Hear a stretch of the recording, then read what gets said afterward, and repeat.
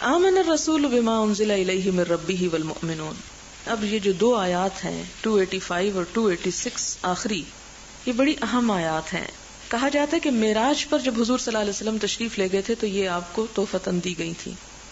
مکی آیات ہے، مدنی صورت کے اندر ہے، یہ خصوصیت بھی یاد رکھیے. مکہ میں نازل ہوئی، جبکہ باقی سورت البقرہ کب نازل ہوئی؟ مدینہ میں نازل ہوئی.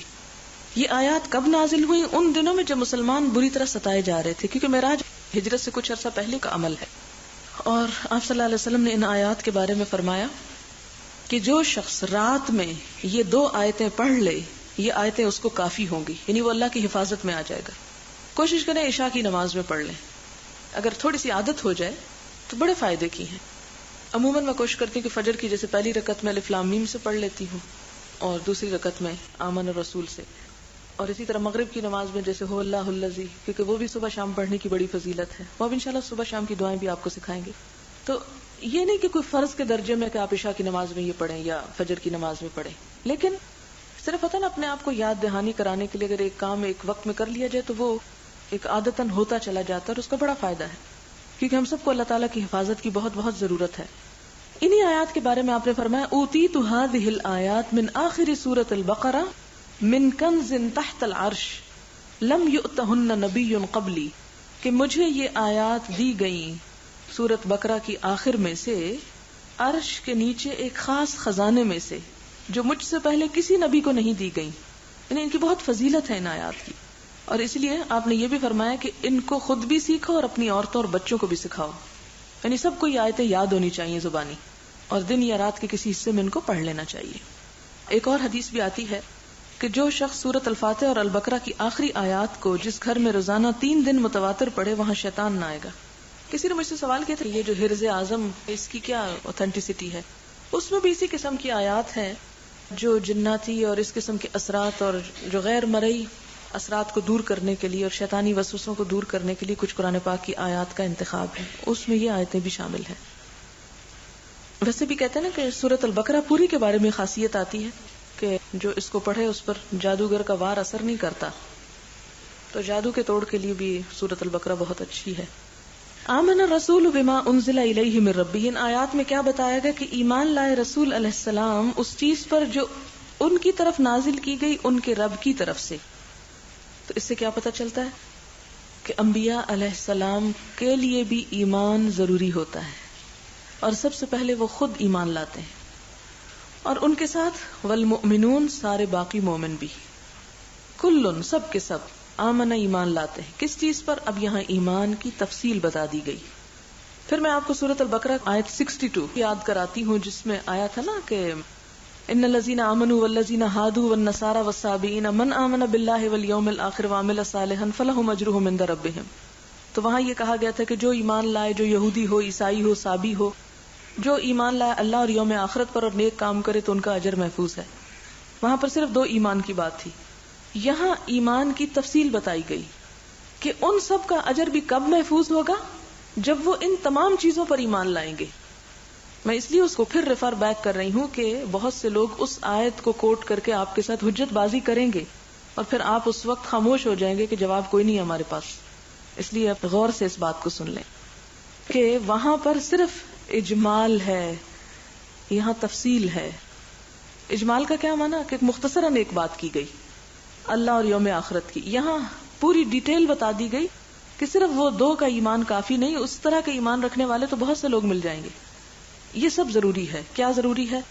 آمن باللہ، اللہ پر ایمان، وملائکتہ، اور فرشتوں پر ایمان، اس کے فرشتوں پر. کیوں؟ اس لیے کہ فرشتے ہی تو لے کر آتے ہیں نا کتاب وغیرہ. وکتبہ، اور اس کی کتب پر. سورۃ البقرہ کے بالکل شروع میں بھی آپ نے پڑھا یؤمنون بما انزل الیک وما انزل من قبلک. وہ آیت اس کی پھر تفسیر ہے وکتبہ، اس کی کتابوں پر، ورسلہ، اور اس کے رسولوں پر. اب یہاں پر آخرت کی بات کوئی نہیں کی گئی. ٹھیک، آخرت کی پیچھے گزر چکی. لا نفرق بین احد من رسلہ، اور ساتھ ہی فرما دیا گیا کہ ہم اس کے رسولوں کے درمیان کسی قسم کا فرق نہیں کرتے. یہ تیسرا پارہ شروع ہونے کے وقت اس کی بات ہو گئی تھی کہ تلک الرسل فضلنا بعضهم علی بعض، یہ رسول جن میں سے بعض کو ہم نے بعض پہ فضیلت دی. اور یہاں پر کیا کہا گیا اہل ایمان کو کیا حکم دیا کہ تم یہ کہو کہ ہم رسولوں میں فرق نہیں کرتے. وہ اللہ تعالیٰ کی طرف سے ہم نے فضیلت دی بعض کو بعض پر، لیکن ہمارے لیے کیا ہے ہم سب پر ایمان لائیں اور بعض کو بعض پر اپنی طرف سے کوئی فضیلت نہ دے کہ وہ زیادہ اچھا اور وہ کم اچھا ہے، کمپیریزن نہیں کریں. وقالو، اور وہ سب کہتے ہیں. کون یہ کہتے ہیں؟ کالو کون ہے؟ اہل ایمان. کیا کہتے ہیں؟ سمعنا، ہم نے سن لیا، و اطعنا، اور ہم نے بات مان لی، ہم اطاعت کریں گے. غفرانک، تیری ہی بخشش. غفرانک، غفران مصدر ہے، بخش دینا، یعنی تیری ہی طرف سے بخش دینا جو ہے وہ ہماری ضرورت ہے، تیری بخشش ہم چاہتے ہیں. ربنا، اے ہمارے رب. وَإِلَيْكَ الْمَصِيرُ، اور تیری ہی طرف لوٹنا ہے، تیری ہی طرف پلٹنا ہے. یہ کون کہتا ہے؟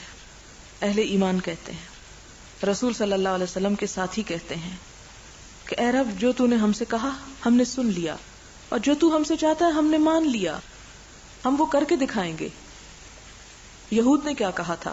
سمعنا و عصینا، ہم نے سنا لیکن مانیں گے نہیں، نافرمانی کریں گے. اہل ایمان کیا کہتے ہیں؟ سمعنا و اطعنا. اب آپ دیکھیں یہ کہنے کے باوجود کہ یا اللہ ہم سن رہے ہیں اور ہم مانیں گے، پھر کیا کہتے ہیں؟ غفرانک. اللہ تعالیٰ اس کے باوجود اگر ہم سے کوئی غلطی ہو جاتی ہے تو آپ ہم کو معاف کر دیجیے. یہ ہے اطاعت، کہ کرنے کے بعد بھی انسان تکبر میں مبتلا نہ ہو. اور کس لیے؟ وَإِلَيْكَ الْمَصِيرُ، یہاں ایمان بالآخرت کی بات آ گئی ہے. إِلَيْكَ الْمَصِيرُ، تیری ہی طرف لوٹنا ہے.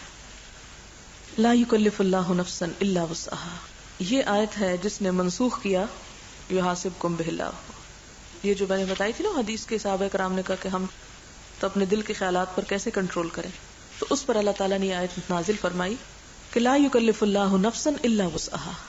اللہ تعالیٰ کسی نفس کو اس کی وسعت سے زیادہ تکلیف نہیں دیتا. وسعہ، قوت، علم، عقل، مال، وقت، زندگی اور تمام صلاحیتیں جو انسان کے پاس ہیں، جو کچھ بھی انسان کو ملا وہ سب مراد ہے یہاں. یعنی اگر کسی کی عقل ہی تھوڑی ہے، ایک پاگل شخص ہے، تو اس سے اللہ تعالیٰ پوچھیں گے کہ تم نے فلسفے کی کتاب کیوں نہ لکھی؟ نہیں پوچھیں گے، اس لیے کہ وہ بیچارہ سوچ ہی نہیں سکتا، اس نے کیا لکھنی. اسی طرح وہ جو ناقصات العقل والی بات آتی ہے نا، تو اس پہ بہت ہم پریشان ہوتے ہیں کہ ہماری بے عزتی کر دی گئی. نقص کا معنی عیب نہیں ہے، نقص کا معنی کمی ہے، اور سائز میں، وزن میں، اسٹرکچر میں، کیونکہ قرآن کی بات نہیں مانیں گے، اس کی مانیں گے، اس پر ایمان ہے. خیر، اگر وہ کم ہے تو محاسبہ بھی کم ہے، حساب بھی کم ہے. جو چیز ہے ہی تھوڑی، مثلاً اگر ایک شخص کے پاس 100 روپیہ ہے تو اللہ تعالیٰ اس سے یہ حساب لیں گے تم نے زکوٰۃ کیوں نہیں دی، تمہاری پٹائی ہوگی اس لیے کہ تم زکوٰۃ دیے بغیر دنیا سے آ گئے. نہیں، اس لیے کہ مال ہی نہیں تھا، اس نے زکوٰۃ کہاں سے دینی تھی. اسی طرح ایک شخص کی خدا نہ خواستہ ٹانگیں ہی نہیں تھی تو اس سے پوچھا جائے گا کھڑے ہو کے نماز کیوں نہیں پڑھی تھی. نہیں، یہ ہے اس آیت کا مطلب. لا یکلف اللہ نفسا الا وسعها. اس کا یہ مطلب نہیں کہ ہم سونا چاہتے ہیں اور کہیں کہ یا اللہ ہمت ہی نہیں نماز کی، اور لا یکلف اللہ نفسا الا وسعها. نہیں، وہ ہمت پیدا کرنی پڑے گی. وہ اندر ہے، نکالنا نہیں چاہتے، اس کو سامنے لانا نہیں چاہتے.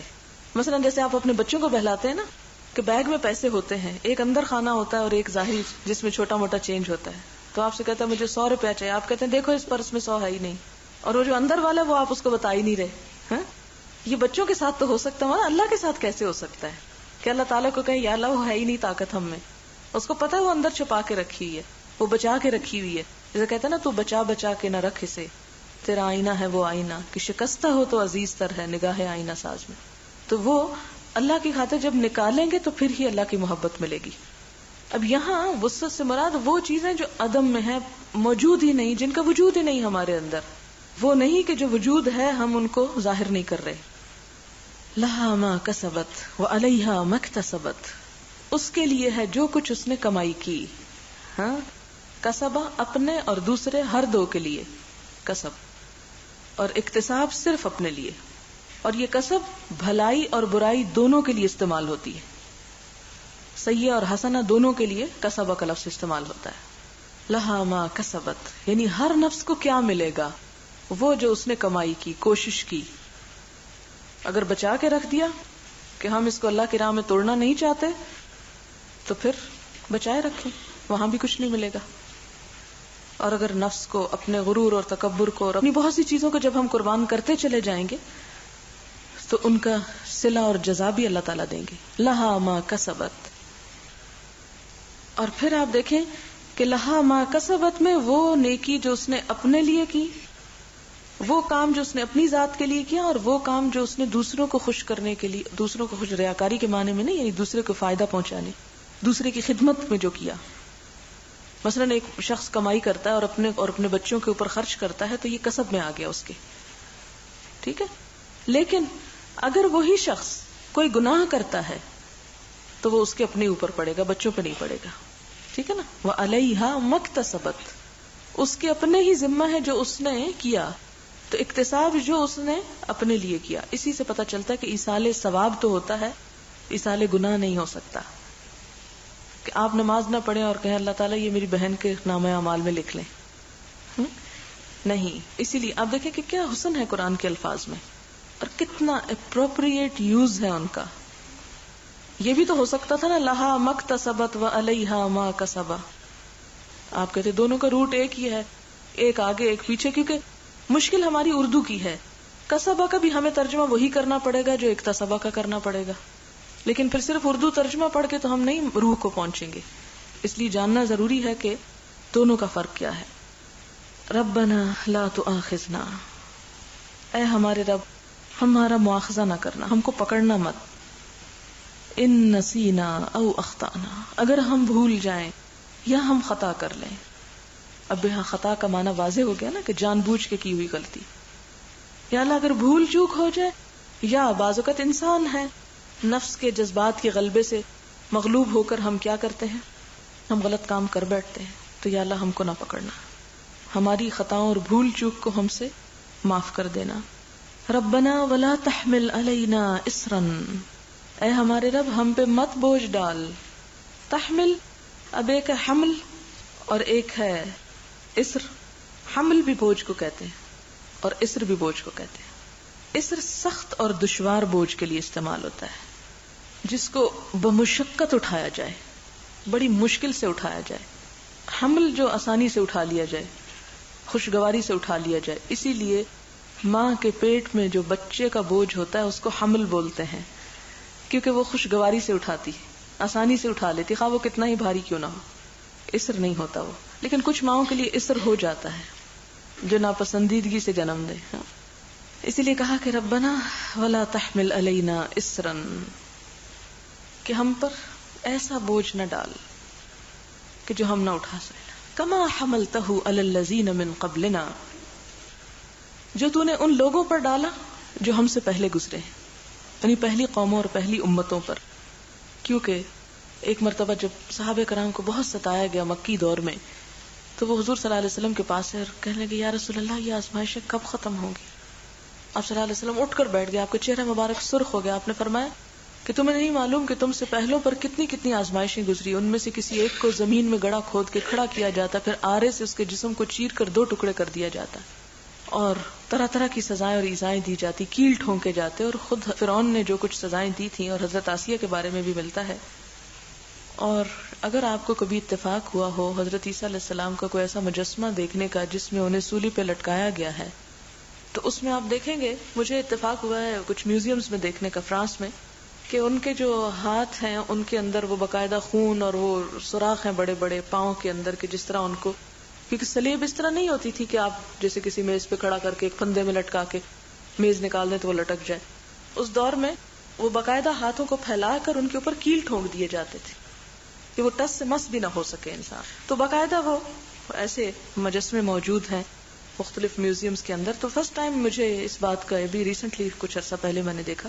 پہلے تو مجھے سمجھ نہ آئی کہ یہ سوراخ کس چیز کے ہیں، یہ کیا چیز. پھر قریب جا کے ہاتھ لگا کے دیکھا، پتہ چلا. تو اہل ایمان کو پھر یہ 2 دعائیں سکھائی گئیں کہ تم یہ مانگو کہ جو پہلوں پہ گزر چکا وہ ہم پہ نہ گزرے. اور یہ اس دور میں جیسے کہ میں نے بتایا کہ معراج کے موقع پر نازل ہوئی، کہ جب مسلمانوں کے اوپر مصیبتوں اور مشکلات کے پہاڑ ٹوٹ پڑے، اور پھر اللہ تعالیٰ نے مانگنے کا خود سلیقہ سکھا دیا. کتنی اچھی بات ہے نا کہ اللہ تعالیٰ نے خود بتا دی کہ کیسے مانگو. اور جب انسان اس طریقے پہ مانگتا ہے جو اس کا سکھایا ہوا، تو قبولیت کا یقین بھی زیادہ ہو جاتا ہے. ایک یہ نا کہ ہم اپنی طرف سے کچھ مانگتے ہیں، اور ویسے ہم زیادہ آج کل آرام محسوس کرتے ہیں اپنے من گھڑت طریقوں سے مانگنے پر. اکثریت ایسی چیزوں کے پیچھے لگی ہوئی ہے نا، ان میں زیادہ سیٹسفیکشن ہوتی ہے. لیکن اللہ تعالیٰ جو طریقہ بتا دے، یعنی یہ بالکل ایسے ہی جیسے کسی کو امتحان کا جواب بتا دیا جائے.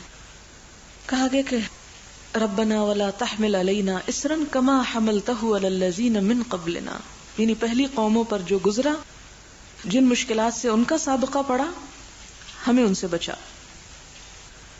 اب یہاں پر یہ معنی نہیں نکلتا کہ انسان مصیبتیں مانگے اپنے لیے.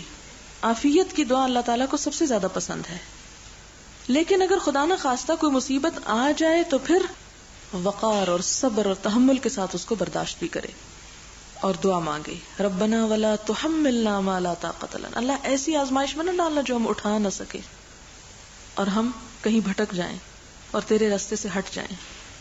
واعف عنا، اور ہم کو معاف کر دے. عفا کا معنی ہوتا ہے مٹا دینا، کہ گناہ صرف ایسا ہی نہیں کہ تو اس کی سزا معاف کر دے، بلکہ اس گناہ کو بھی ہمارے نامہ اعمال سے صاف کر دے. یہ معنی ہے اس کا. عفا یعفو کا معنی ہوتا ہے کسی چیز کو اس طرح مٹانا کہ اثر بھی نہ رہے. جب یہ دعا مانگتے ہیں تو پھر اللہ تعالیٰ سے دعا کیجیے کہ یا اللہ ان کو مٹا بھی دے، اس سلیٹ کو صاف کر دے، کیونکہ انسان جب ان کو دیکھے گا تو اس پہ بھی شرمندگی ہوگی. وہ بڑی تکلیف دہ چیز ہے کہ انسان اپنے خطاؤں کو دیکھے. آپ دیکھیں کہ کسی کو اگر یہ بتایا جائے نا کہ تم یہ غلطی کر رہے تو اس کے لیے سزا سے بھی بڑی بات ہوتی ہے. وہ کسی کی غلطی کا اس کو احساس دلا دینا یا اس کو جرم دکھا دینا. لیکن یہ موقع بڑا کم ہوتا ہے کہ ہم اپنی ہی خطا دیکھ لیں. لیکن جب کبھی کوئی دکھا دے تو اس پر جو شرمندگی ہوتی ہے وہ بعض اوقات سزا سے بھی بڑھ کے ہوتی ہے. اس لیے ہم دعا مانگتے کہ واعف عنا، اللہ وہ اعمال نامہ صاف کر دے، سب برائیاں مٹا دے. واغفر لنا، اور ہم کو بخش دے. غفرہ کا مطلب ہوتا ہے ڈھانک دینا، کہ ہمارے جو عیب ہیں، ہمارے جو گناہ ہیں، گندگی ہے نا، غلاظت ہے ہمارے ساتھ چمٹی ہوئی، کہ اللہ تو اس کو اوپر سے ڈھانپ دے کہ نظر بھی نہ آئے. کیونکہ بعض اوقات جب کسی چیز کو مٹایا جاتا ہے تو مٹنے کا بھی نشان نظر آ جاتا ہے نا. مثلا کسی داغ کو دھویا گیا تو وہ جو دھونے کا نشان ہوتا ہے وہ کیا انڈیکیٹ کر رہا ہوتا ہے کہ یہاں کچھ تھا، ہے نا. تو جب کہا گیا کہ اس کو بھی اوپر سے ڈھانک دے، کمپلیٹ فارگیونیس کی بات ہو رہی ہے، مکمل معافی. ورحمنا، اور ہم پر رحم فرما، کیونکہ اس کی رحمت کے بغیر تو معاف ہو ہی نہیں سکتے ہم. ایسے ایسے جرم ہیں ہمارے نامہ اعمال میں، اللہ کے حق میں بھی اور بندوں کے حق میں بھی. اس لیے کہا گیا ورحمنا، کیونکہ ہم حق نہیں رکھتے لیکن تیری رحمت ہمارے گناہوں سے زیادہ ہے، اس لیے تو ہم پہ رحم فرما. انت مولانا، تو ہی تو ہمارا مولا ہے، تو نہیں معاف کرے گا کہاں جائیں گے ہم. انت مولانا، اور مولا کا لفظ بڑی وسعت اور جامعیت رکھتا ہے. یہاں یہ نہیں کہا انت ربنا، نہیں کہا گیا انت الہنا، نہیں کہا گیا انت مولانا کہا گیا.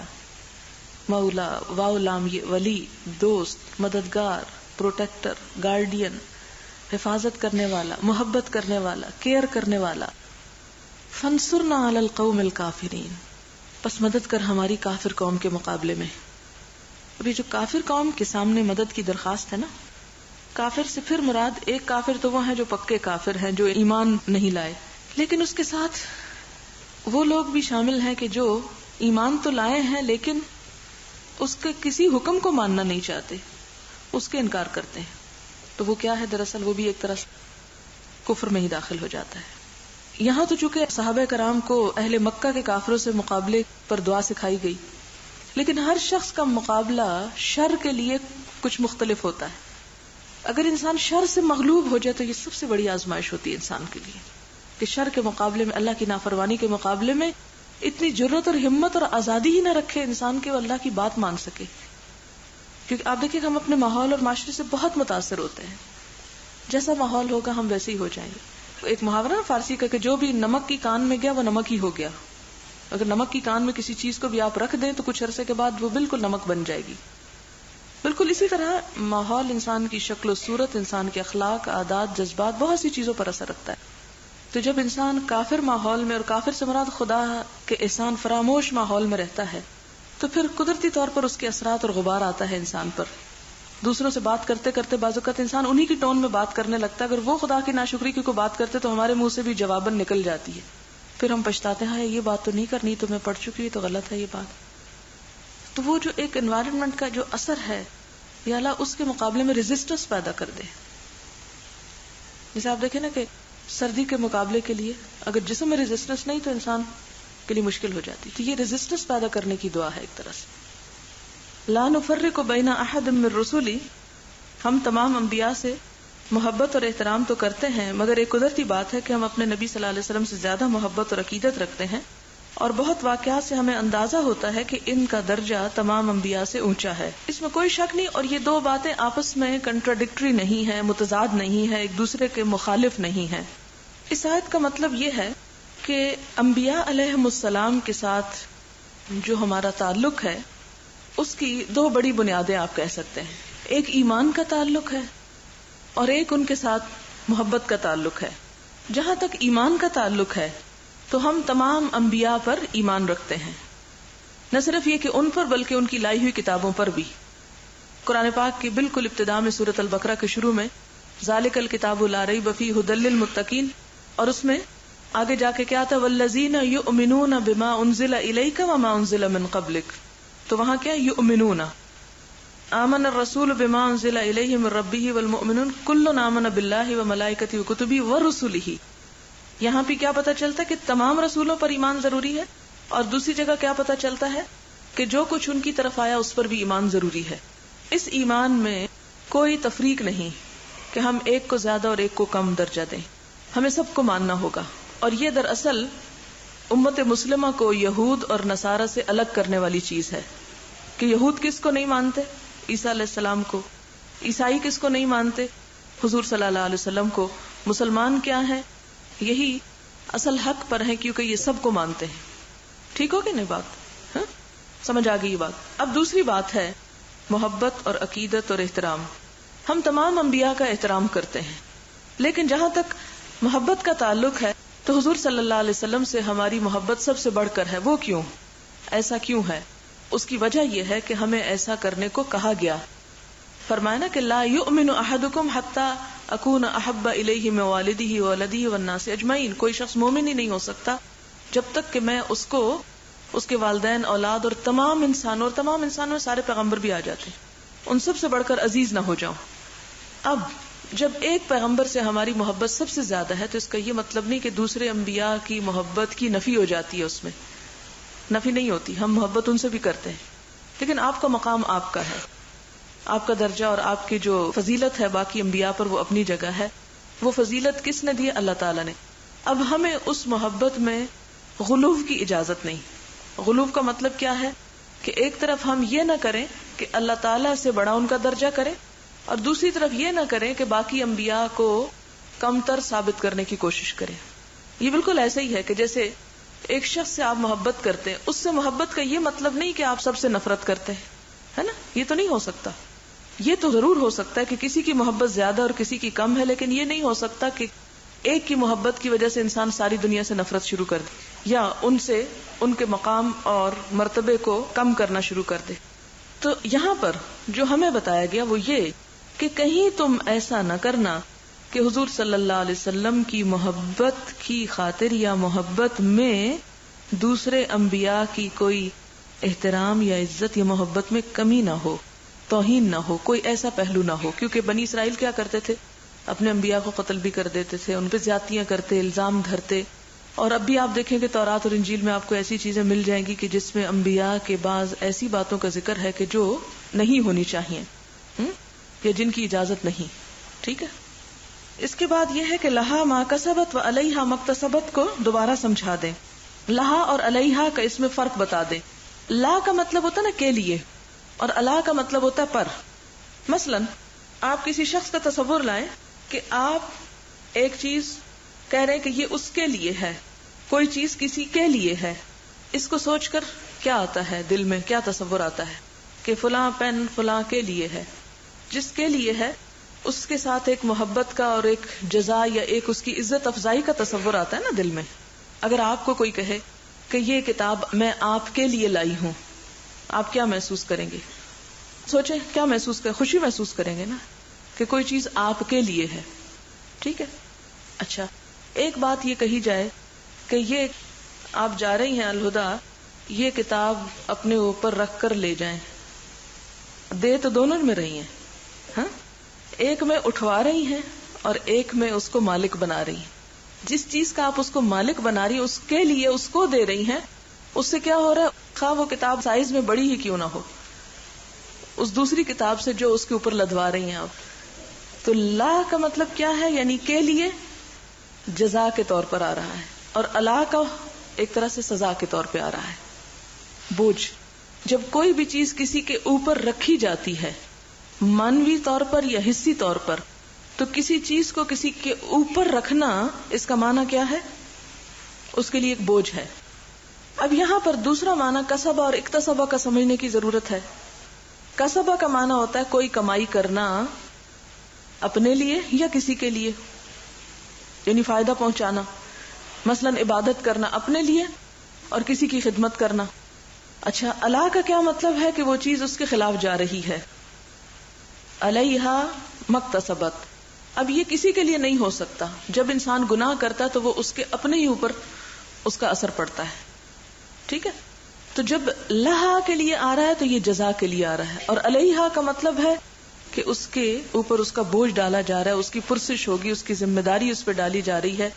کسبہ کا معنی یہاں پر کیا ہوا کہ جب بھی انسان کوئی بھلا کام کرے گا اپنے لیے یا کسی دوسرے کے لیے تو اس کی جزا پائے گا. ٹھیک ہے، لیکن اگر کوئی انسان گناہ کرے گا تو اس کی سزا پائے گا کون؟ جس نے اس کو کیا. اور لہا میں ایک اور مفہوم بھی ہے کہ جزا آپ اپنے لیے بھی کما سکتے ہیں اور ایصال ثواب بھی کر سکتے ہیں، دوسرے کو دعا دے کر یا اس کے نام پہ صدقہ خیرات کر کے، یا اسی طرح ایصال ثواب میں جو بھی چیزیں شامل ہیں، یعنی دوسرے کے لیے بھی کچھ کر سکتے ہیں. لیکن جب علیہا کی بات آئی تو اس کا مطلب یہ ہے کہ آپ کسی کے اوپر اپنے گناہ کی ذمہ داری نہیں ڈال سکتے، یعنی اسے بوجھل نہیں کر سکتے، ایصال گناہ نہیں کر سکتے. اچھا، اسی طرح یہ علیہا کا لفظ جو ہے صرف یہاں نہیں، بہت دفعہ استعمال ہوگا. مثلا شہادت کے ساتھ، گواہی کے ساتھ اگر لے آئے یعنی کسی کے لیے تو کیا ہوگا، اس کے فیور میں، اس کے حق میں. اور اگر شہادت الا آئے تو کیا ہوگا، اس کے خلاف.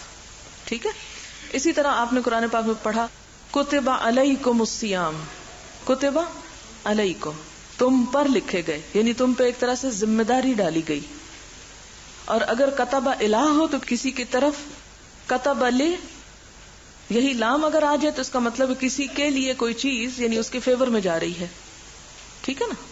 تو یہ یہاں پر اگر آپ سمجھ لیں تو آئندہ قرآن پاک میں جہاں بھی کسی فعل کے ساتھ الا صلہ کے طور پر آتا ہے تو وہاں پر یہ آپ سمجھے کہ یہاں کوئی ذمہ داری ہے، کوئی بوجھ ہے، کوئی خلاف کی بات ہو رہی ہے، حق کی بات، فائدے کی بات نہیں ہے. ٹھیک ہے نا. اچھا، ایک اور چیز یہاں ذہن میں یہ رکھیں کہ جیسے انگریزی میں آپ پٹ کا لفظ استعمال کرتے ہیں، اس کے ساتھ جب ان کرتے ہیں، پٹ ان، تو معنی کچھ ہوگا، پٹ آف معنی کچھ ہوگا، پٹ اپ معنی کچھ اور ہو جائے گا. لفظ تو پٹ ہی ہے لیکن اگلا جو اس کے ساتھ پریپوزیشن لگتا ہے تو میننگ ایک ہی لفظ کے بدلتے جاتے ہیں. بالکل اسی طرح عربی میں بھی فعل کے ساتھ بعض اوقات جب وہ لگتا ہے صلہ، الا، الا وغیرہ اور بھی لگتے تو اس کا معنی بدل جاتا ہے. کوشچن ہے اس آیت سے متعلق، وَإِن تُبْدُوا مَا فِي أَنفُسِكُمْ أَوْ تُخْفُوهُ، یہاں پر تو خیالات کا محاسبے کی بات ہوئی ہے اس آیت میں. یعنی آپ کا جو کوشچن ہے وہ اس آیت سے نہیں متعلق، ویسے الگ طور پہ میں جواب دے دیتی ہوں، لیکن یہاں پر تو یہ کہا جا رہا ہے کہ اگر تم بات کو یعنی دل میں آنے والے خیالات کو ظاہر کرو گے یا چھپاؤ گے، اللہ تمہارا محاسبہ کرے گا. ٹھیک ہے، اس کا عمل سے کوئی تعلق نہیں ہے کہ اگر تمہاری اولاد بگڑے گی تو تمہارا محاسبہ ہوگا. وہ محاسبہ تو ایک الگ چیز ہے، حساب کتاب ہر انسان کے ساتھ. تو یہ بات ہے کہ اگر والدین اپنی طرف سے پوری توجہ کریں اور محنت کریں، اور اولاد اگر بگڑتی ہے تو والدین سے پوچھ نہیں ہوگی. لیکن اگر والدین غفلت کرتے ہیں اور اولاد کی تربیت نہیں کرتے تو پھر والدین سے بھی پوچھ ہوگی. جیسے آتا ہے نا کہ جب اولاد جوان ہو جاتی ہے اور والدین اس کا خیال نہیں رکھتے اور وہ غلط کام کرتی تو والدین کو ہی اس کا حصے دار بنایا جائے گا. سوال ہے اس آیت سے کیا مراد ہے؟ ربنا ولا تحملنا ما لا طاقت لنا، یہاں پر دنیا کے لیے کہ یا اللہ ہم پر وہ ذمہ داریاں نہ ڈال کہ جن کو ہم نبھا نہ سکیں اور دنیا سے خسارے میں پڑ کے جائیں، یہ مراد ہے. اس کا یہ مطلب نہیں کہ اللہ تعالیٰ ذمہ داری نہیں ڈالتا دنیا میں جو اٹھا نہ سکے. اس کا مطلب یہ ہے کہ اس سے اس چیز کی پوچھ نہیں ہوگی جو اس کے طاقت سے باہر ہوگی چیز. ٹھیک ہے نا؟ مثلا آپ یہاں کھڑی ہیں تو میں آپ سے یہ مطالبہ نہیں کر سکتی کہ آپ چھت کو ہاتھ لگائیں. ٹھیک ہے نا؟ کیونکہ اس لیے کہ آپ کا قد ہی اتنا ہے. اس کے عموماً میں مثال دیا کرتی ہوں کہ ہم چل تو سکتے ہیں, دوڑ بھی سکتے ہیں, لیکن اگر ہم سے کہا جائے کہ اڑ کے بھی دکھاؤ, تو اڑنا ہماری نیچر میں نہیں رکھا گیا, ہماری طاقت میں نہیں رکھا گیا. لہٰذا ہم سے اللہ تعالیٰ نہیں پوچھیں گے کہ فلاں کام تم نے اڑ کر لینا تھا, وہ کیوں نہ کیا. یہ مراد. ہر چیز میں ایکسیپشن ضرور موجود ہے. آپ فرائض میں بھی دیکھتے ہیں, حلال میں, حرام میں, ہر چیز میں ایکسیپشنل کیسز موجود ہیں. ایکسیپشنل کیسز عام قاعدے کے تحت نہیں آتے. ٹھیک ہے؟ ان کے لیے الگ طور پر پھر ایک اجتہاد کرنا پڑتا ہے یا کچھ اور ڈیسیژن لینا پڑتا ہے, مگر وہ انڈیویجول کیس کو دیکھا جائے گا. اس میں ہاں یا نہ میں ایک فتویٰ نہیں دیا جا سکتا. مثلا اگر ایک شخص نماز کھڑے ہو کر نہیں پڑھ سکتا تو وہ بیٹھ کے پڑھ لے گا. اب اس سے یہ نہیں پوچھا جائے گا کہ فرض تھے, فرض تو کھڑے ہو کے ہی پڑھنے تھے, تم کیوں بیٹھے. اسے اس بیٹھنے پہ سزا نہیں دی جائے گی, بلکہ اس کے بیٹھ کے ہی نماز قبول ہو جائے گی, ایسے ہی جیسے کسی کی کھڑے ہو کے ہوتی. بات یہ ہے کہ پھر یہ دیکھا جائے گا کہ اس کا ماحول اور وہ تمام چیزیں جو ہیں وہ کیا ہیں. بہت ساری چیزیں آپ دیکھیں کہ ہمیں اچھی نہیں لگتی اور ہمارا دل چاہتا ہے کہ ہم اس پہ شدید ری ایکشن کریں, لیکن کیوں نہیں کرتے. بہت ساری چیزیں ہمیں روکتی ہیں. اس میں سب سے پہلے یہ بات روکتی کہ اللہ تعالیٰ ہم سے ناراض ہوں گے. مثلا اگر کسی کو شراب پینے کی شدید خواہش ہو رہی اور وہ کہ نہیں میں تو کنٹرول نہیں کر سکتا کیونکہ میں تو اپنی خواہش سے مجبور ہوں. نہیں, اللہ کو پتا ہے کہ لوگوں کو اس طرح کی چیزوں کی خواہش ہوگی, اس کے باوجود اس پہ پابندی لگا دی گئی کہ آپ کو اپنی خواہش کو کنٹرول کرنا ہوگا. آگے آپ قرآن پاک میں پڑھیں گے کہ جب ظالم لوگوں کو فرشتے ان کی جان قبض کرنے کے لیے آئیں گے, ان کے منہ پہ ماریں گے, ان کے پسلیوں پہ ماریں گے, تو وہ کہیں گے کہ ہم زمین میں بڑے کمزور تھے, ہم اللہ کی اطاعت نہیں کر سکتے تھے, ہمارا تو ماحول ایسا تھا, ہمارا معاشرہ ایسا تھا, ہم کیا کرتے, ہمارا کیا قصور. تو اس وقت انہیں کہا جائے گا کہ الم تکن ارض اللہ واسعۃ فتہاجروا فیہا, کیا اللہ کی زمین فراخ نہ تھی, بڑی نہ تھی, ہجرت کر جاتے. یہ عذر قبول نہیں ہوگا کہ چونکہ لوگ ہمیں ستاتے تھے. اب مثلا مکہ کے مسلمانوں کو کتنا ستایا گیا, حد سے بڑھ کے ستایا گیا, لیکن انہیں کیا یہ اجازت دی گئی کہ ہاں چونکہ تمہیں ستا رہے ہیں اس لیے تم کافر ہی بن جاؤ, ویسے ہی ہو جاؤ جیسے سب ہو رہے ہیں. نہیں, اس کے لیے انسان کو ایسے طریقے سوچنے پڑیں گے, ایسے میئرز لینے پڑیں گے کہ جس کی وجہ سے وہ اس حرام سے باہر نکل آئے. اور چند ایک چیزیں اللہ نے صرف حرام کی, باقی تو سب حلال ہے. جو بھی چیزیں حرام کی ہیں ان کی حرمت سے باہر نکلنے کے لیے انسان کو ہاتھ پاؤں مارنے کی اور جد و جہد کی. پھر ورنہ جہاد کس چیز کا ہو گیا؟ جہاد اپنے نفس کے خلاف بھی ہے, جہاد آپ کے ماحول کے خلاف بھی ہے, جہاد آپ کی خواہشات کے خلاف, بہت ساری چیزوں کے خلاف پھر جہاد ہوگا. وآخر دعوانا ان الحمدللہ رب العالمین. سبحانک اللہم وبحمدک نشہد ان لا الہ الا انت نستغفرک ونتوب الیک. والسلام علیکم ورحمۃ اللہ وبرکاتہ.